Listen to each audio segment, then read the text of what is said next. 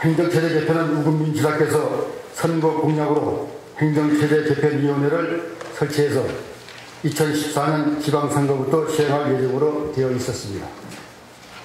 저는 시장을 직접 도민이 손으로 뽑아야 한다는 생각에는 변함이 없습니다.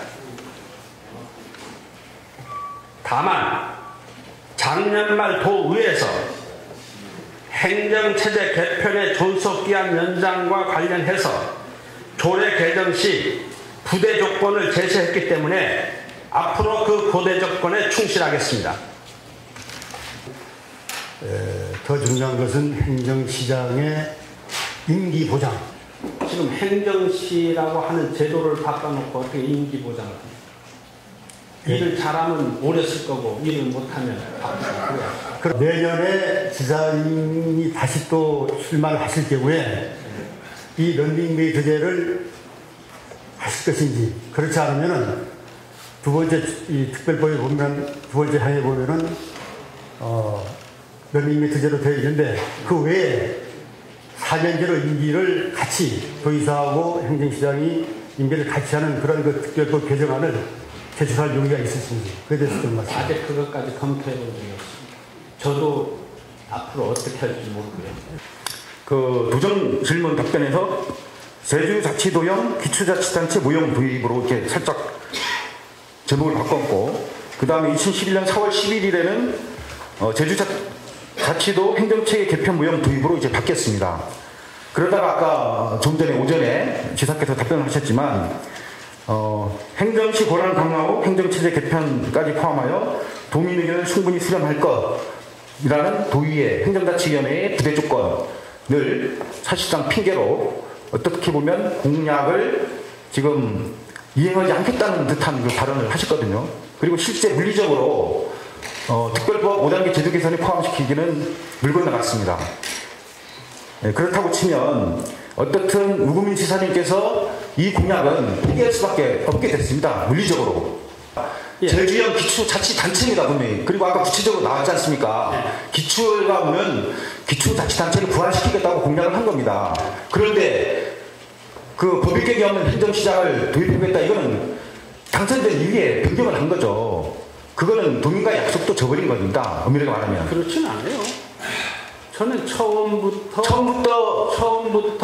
법익격 없는 행정시장 시스템을 주장하셨습니까? 시장은 하고 예. 의회는 도상임위원회 형태로 해갖고 지역의 의원님들이 지역을 대변해서 일을 한다. 그 구체적인 거는 우리 행정개편위원회에서 연구하도록 제가 해놓은 지금 그래서 제가 애초에 기초자치단체에 대한 정의를 해주시라고 한 겁니다. 예. 분명히 그걸 아실 거면서 지금 계속 시간을 끌고 있어서. 전에 우리가 있었던 거는 기초자치단체 시군구가 하던 거고, 우리 제주도가 하고자 하는 거는 제주형 기초단체를 이미 지금 지사님께서는 예. 뭐 유감스럽게도 좀 솔직한 답변을 못 하고 계십니다. 아니요, 그러지 않아요. 기초자치단체를 부활하기 위한 노력을 분명히 했어야 되는데. 이거 이제 했죠.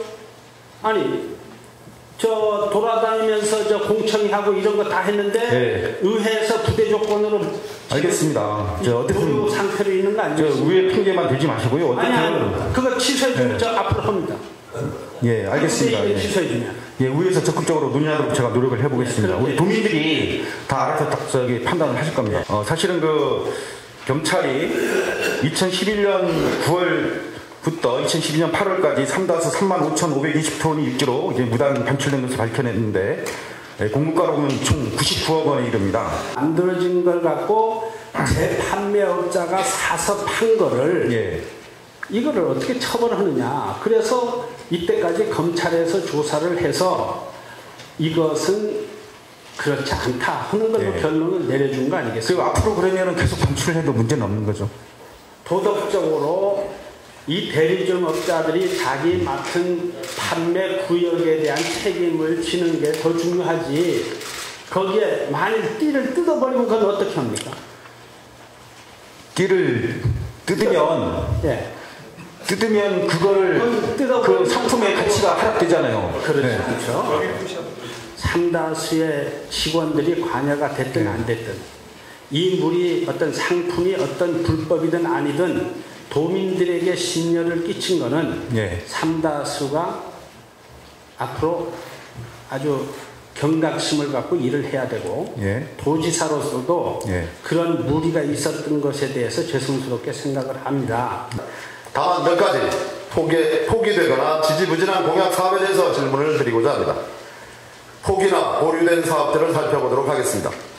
154억 원의 예산을 투자하여 세계적 수준의 자연사박물관을 건립하겠다는 사업은 임기 내 추진보다는 장기적 시각에서 재검토가 필요하다는 의견이 남아 사업 추진이 보류됐습니다. 1200억 원이라는 예산을 투자해 도입하겠다던 신교통수단으로서의 트램 사업은 1억 5천만 원의 용역비만 날리고 추진이 보류되었습니다. 또한 한라산 크로스컨트리 스키 상품 개발 사업은 국공립공원 내에 스키장 개설이 당초부터 어려웠다는 환경 여건과 사업의 타당성 등 경제성 등이 고려되어 보류되었습니다.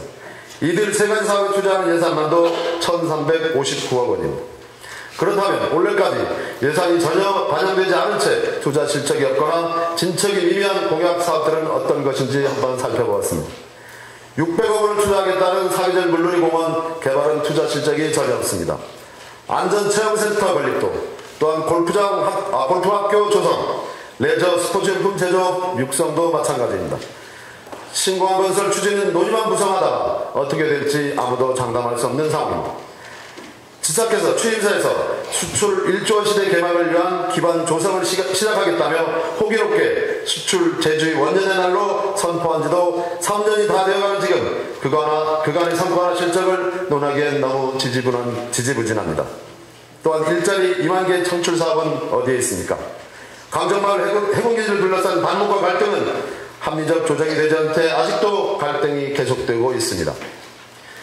제주특별자치도형 기초자치단체를 도입하여 2014년 선거에서는 주민이 직접 민선 기초자치단체를 뽑겠다는 공약도 지금 상태로선 전망이 불투명합니다. 이들 공약들이 무리한 약속들이 아니었냐는 도민들의 지적인 것입니다. 우선 공약은 도지사의 의지만으로 단시일 내에 실천될 수 있는 것이 있고 국비 등 예산이 수반되어 연차적으로 추진해야 할 사업이 있고 임기 이후에도 계속 추진돼야 할 사업도 있습니다. 정책 여건 변화나 도민의 의견 등을 감안할 때 추진이 어렵거나 변경해야 하는 사업도 있다는 말씀을 분명히 드립니다. 도지사의 의지로 추진한 사업으로는 감사위원회 임기 보장, 제주지방해양경찰청 신설, 제주특별자치도 사회복지조례 제정, 세계환경보전총회 성공정 개최 등 103개 사업으로 이미 완료되었습니다. 일자리 창출, 사회복지 예산 단계적 확대, 외국인 관광객 200만 명 유치, 4.3 국가추념일 제정 등 80건의 사업은 추진이 되고 있는 사업으로 임기 내에 완료가 가능할 것으로 예상을 하고 있습니다. 완료하였더라도 임기 후에도 계속 추진해야 할 필요성이 있는 사업은 완료 후 계속 사업으로 분류하여 추진해 나가도록 하겠습니다. 다만 지난 2년 10개월 여간 추진 과정에서 정책 환경과 여건 변화, 도민의 의견 등을 감안하여 불가피하게 현실에 맞게 사업 추진 방향과 시기를 변경하여 제주의 미래와 도민들에게 도움이 되는 방향으로 추진해야 할 필요성이 있는 사업 17건에 대해서 변경 조성을 하는 발표를 했습니다. 조정 14가지, 서귀포 제2관광단지 조성, 행정체제 개편, 감귤식품 클러스터 구축 등은 조정하는 것으로 했고요. 보류는 트램 도입, 한라산 크로스컨트리 스키장 개발, 세계적 수준의 자연사 박물관 건립, 이거는 제가 보류한다고 발표를 했습니다. 그러면서 트램은 대중교통, 도민들의 편리를 위해서 했던 계획이기 때문에 버스 체계 개편이나 대중교통을 적극적으로 추진함으로써 트램 도입에 대처하고자 하고 이를 추진하고 있습니다. 공약실천자문위원회 자문 등을 통하여 임의 변경 조정하는 것도 가능하지만 보다 공정성을 확보하고 객관적으로 도민의 의견을 듣고 그 결정에 따라 추진하기 위하여 한국 매니페스토 실천본부와 협의를 통해 도지사 공약 이행평가 주민 배시 문제를 도입하여 시행하고 있다는 말씀도 드립니다.